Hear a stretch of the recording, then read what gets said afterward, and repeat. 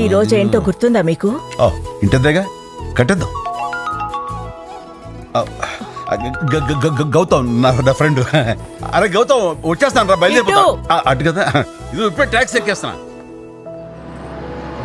ఏంటి లేటు? నువ్వు ఫోన్ చేసినప్పుడు తన పక్కనే ఉందో తెలుసా? తెలిసిపోయిందా? మేనేజ్ చేశా.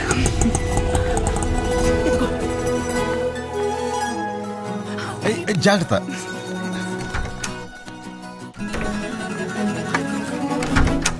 ఈరోజు మావిడి పుట్టినరోజు. సొంత ఇల్లు తన కళ. ఈ ఇంటి పేపర్స్ ఇచ్చి తను సర్ప్రైజ్ చేయాలి. మ్యామ్. Rekha, happy birthday. హ్యాపీయేనా? Welcome to Shubhagruha family. Thank you.